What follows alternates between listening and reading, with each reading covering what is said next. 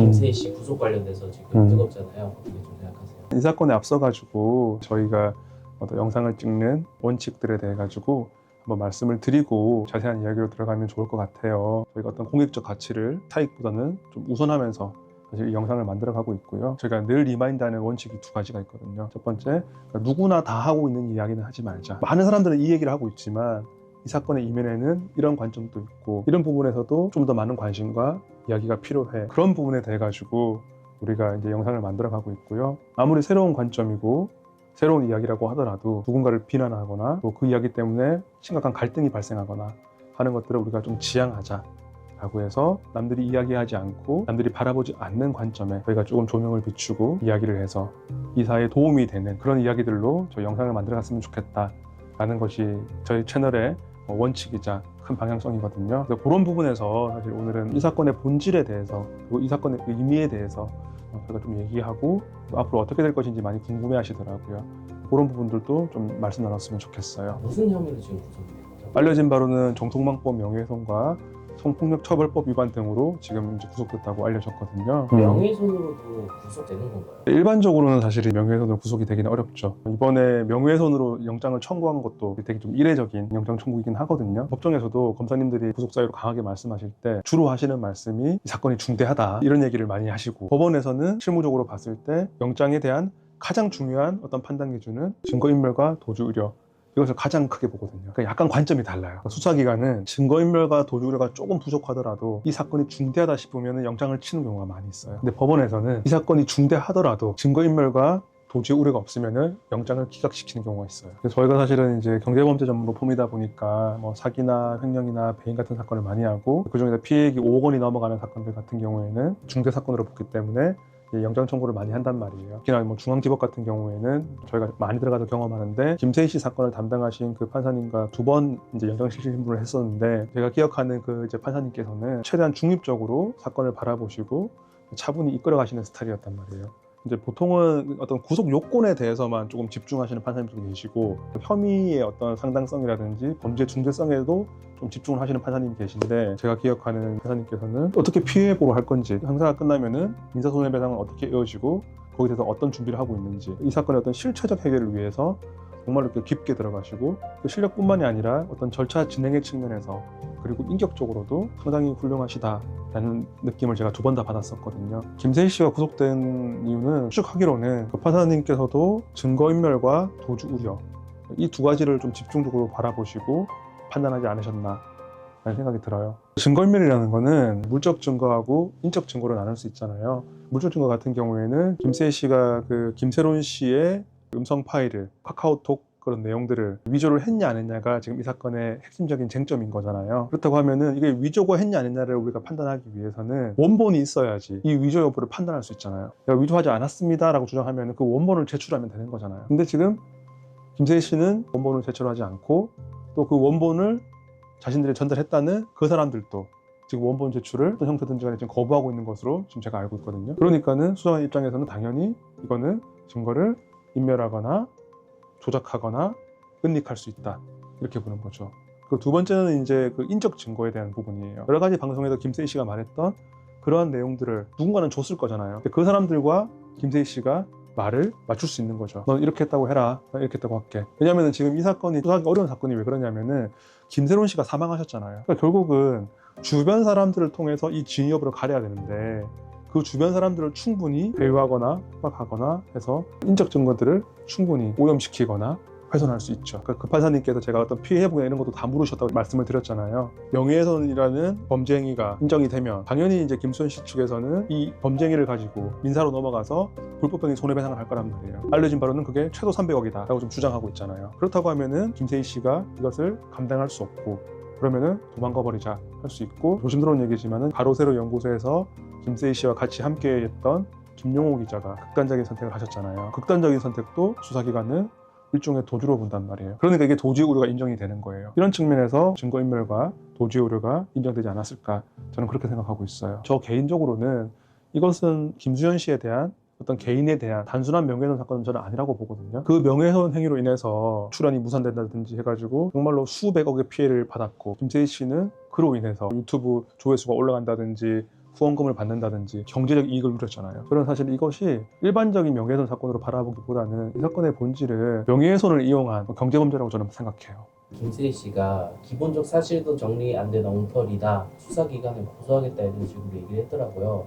혐의를 인정한다고 해가지고 구속 안 하는 것도 아니고 혐의를 부인한다고 해가지고 구속하는 것도 아니에요. 하지만은 이제 재판부가 봤을 때 이건 너무 명백한 사실이에요. 팩트예요. 근데 그 팩트를 지금 부인하거나 인멸하거나 훼손하고 있단 말이에요. 그럼 그거는 여지없어요. 얘는 지금 법원도 속이려고 하네. 이제 그 관점이 있단 말이에요. 명백한 어떤 사실관계에 대해서도 김세희 씨가 부정했다면 그 부분도 당연히 영장 발부에 있어가지고 영향을 미쳤겠죠. 김수희 씨가 주장을 하는 게 국립수산연구원에서 접근을 했다라고 주장을 하고 있더라고요. 일단은 저희가 이 재판 결과를 끝까지 봐야 될 건데 국과수에서 주장했던 것은 이것이 이제 위조된지 아닌지 판단할 수 없다라는 정도의 판독 불가의 결과라고 저는 알고 있거든요. 말 그대로 모르겠다는 거예요. 근데 이제 수사기관에서 주장하고 있는 것들은 이런 부분이 이제 위조됐다라는 거고, 원칙적으로는 수사기관이 피의자의 범죄 혐의를 입증해야 되는 건 맞아요. 하지만 그 과정에서 자신 말대로 이것이 조작 안 됐다고 하면 원본을 제출하면 되잖아요. 그러니까 이게 너무나 상식적인 얘기인 거잖아요. 조작 안 됐어. 자, 이거 음성 파일 원본이고 이거 카톡 원본이야. 그거 공개하면 끝나는 거잖아요. 누가 보더라도 그러한 충분히 합리적인 의심이 들고, 수사기관에서 제가 알기로는 거의 1년 동안 수사했다고 알고 있는데 정말로 집중적이고 어떤 깊은 조사를 통해서 이것이 조작됐다는 여러 가지 간접 증거들, 직접 증거들, 또 정황들, 이런 것들을 이번에 법원에 제출했겠죠. 이번 형사재판에서 핵심 쟁점은 어떻게 돼요? 폭행이라든지 상해라든지 이런 사건들은 사실관계 자체만으로도 범죄가 확정이 되잖아요. 때렸거나 뭐 예를 들면 어디가 부러졌거나. 명예훼손은 사실관계가 정해지면은 거기는 또 법적인 평가가 들어가는 거예요. 그럼 이거를 명예훼손으로 볼 수 있을 것인가? 실무적으로 이제 크게 두 가지 관점이 나뉘어요. 그렇게 했던 발언 자체가 이 사람의 어떤 사회적 평가를 저하시킬 수 있는 그런 발언이냐, 단순히 좀 부적절하거나 아니면 모욕적인 발언이냐, 아니면 정말로 명예훼손이라는 형사 범죄화할 수 있는 발언이냐. 근데 당연히 지금 임세희 씨 측에서 주장했던 것들은 일종의 뭐 김수현 씨가 뭐 미성년자 성범죄자처럼 미성년자일 때 교제했고 성관계를 가졌다. 그게 이제 그런 식의 주장으로 지금 제가 알고 있거든요. 당연히 이거는 그 사람의 사회적 평가를 저하시키는 사실에 적시라는 점에서 이론의 여지가 있을 수 없어요. 두 번째는 그것들이 다수인에게 인식돼서 전파 가능했냐, 이걸 따지거든요. 왜냐면 이제 두 사람만 있는데 내가 이 사람을 욕한 거는 이 사람이 자기가 그 말을 다른 사람한테 하지 않으면 전파될 리가 없잖아요. 그럼 사실 명예훼손이 원칙적으로 성립되지 않아요.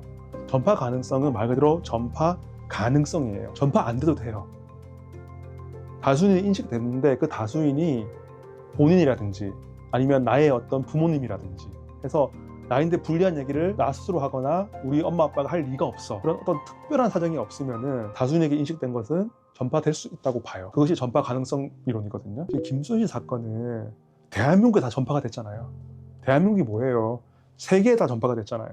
그러니까 이 부분도 사실 이론의 여지가 없어요. 그렇기 때문에 핵심적인 게 뭐냐면 오히려 이거는 법리적으로는 쉬워요. 사실관계가 어려운 거예요. 위조를 했냐 안 했냐의 어떤 사실관계, 그리고 그 위조가 어떻게 이루어졌냐는 그 사실관계, 그것들이 아마 이 사건의 주요 쟁점이 될 거예요. 그것보다 더 중요한 건 뭐냐면 이 명예훼손의 유무죄는 여기서 끝나는 게 아니라고요. 진짜 게임은 민사라고요. 우리가 소위 말하는 금융치료라고 하잖아요. 명예훼손에서 뭐 10년이 나오겠어요? 5년이 나오겠어요? 근데 300억이 들어온 건 다른 얘기예요. 만약에 이 범죄 행위가 인정돼서 김수현 씨 측에서 이것을 가지고 민사 불법행위 손해배상으로 가서 CF가 끊겼거나 계약이 파기됐거나 위약금을 물었거나 드라마나 영화에 출연이 무산됐거나 이런 것들을 집중해가지고 그런 300억이라는 어떤 금액이 들어간다고 했을 때 우리 법은 기본적으로 실제로 피해자가 입은 그 손해를 배상하게 돼 있어요. 이게 또 사람들이 많이 오해하는 게 파산하면 되는 거 아니냐 이런 말씀 많이 하시던데, 이런 범죄 채권은 면책이 안 돼요. 파산해도요. 그냥 죽을 때까지 따라가는 거예요. 내가 가지고 있는 모든 것들이 압류당하고 경매로 넘어갈 수 있고, 실무에서 쓰는 표현으로 이제 개털이 된단 말이에요. 그렇기 때문에 사실은 김세희 씨 측에서 제일 두려운 거는 이 형사 재판에서 유죄가 인정됨으로 인해서 민사 불법행위 손해배상에서 책임지게 될 그 손해배상액, 그것이 가장 두려운 거란 말이에요.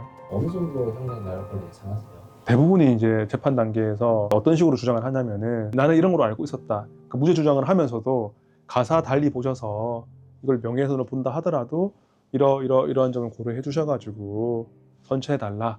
보통 이렇게 들어간단 말이에요. 그래서 이제 일반적으로는 명예훼손은 초범이고 이런 경우에는 사실 실형이 안 나오는 범죄 중 하나예요. 근데 지금 이 사건 같은 경우에는 전혀 얘기가 다른 거죠. 만약에 이게 진짜 김세희 씨가 그것을 조작했다면 김수현 씨 한 사람의 인생을 파괴하고 수백억의 손해를 끼친 것만 하더라도 어마어마한 범죄인데 거기다가 전 국민을 속인 거잖아요. 정말 대한민국을 상대로 사기친 거잖아요. 그러니까 이건 절대로 가벼운 사건이 아니에요. 김수현이 김세론 씨를 미성년자 시절에 사귀었고 미성년자 시절에 어떤 성관계가 있었고 이런 부분들은 말 그대로 김수현 씨를 미성년자 성범죄자로 만들어버린 거잖아요. 그러면은 정말 사회적 평가를 저하시킨 정도가 아니라 이 사람의 어떤 사회적 생명을 박탈한 행위란 말이에요. 그리고 거기서 끝나는 것이 아니라 단순히 뭐 몇 사람인데 그런 소문이 퍼졌다, 동네에 그런 소문이 났다 이런 게 아니잖아요. 지금 대한민국이 그걸 다 들었잖아요. 그리고 이 사람은 그로 인해서 정말 수백억의 경제적 피해를 받고 그리고 김수현 씨가 겪었을 그 고통 그걸 어떻게 측량할 수 있어요. 정말 만약에 그런 어떤 증거들을 조작해서 김수현 씨인데 그런 어마어마한 고통과 어마어마한 피해를 입혔다고 하면은 당연히 이 사건은 실형이 나와야 되는 사건이에요. 최근에 이제 사이버 레카 범죄에 관련해가지고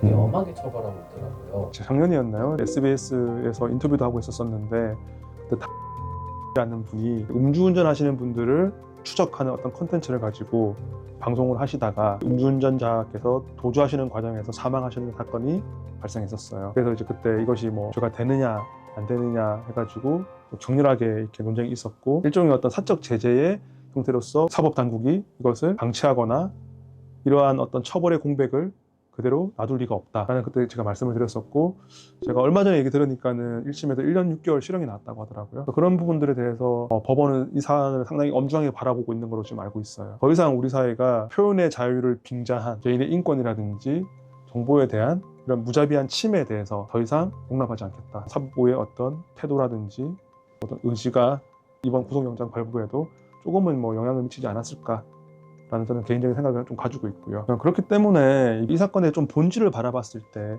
그리고 이 사건이 미친 사회적 영향을 바라봤을 때 정말로 이 사건이 앞으로의 소위 말하는 사이버 레카 범죄에 특히 AI 증거 조작 범죄에 리딩 케이스가 될 수 있지 않을까 저는 그렇게 생각하고 있어요.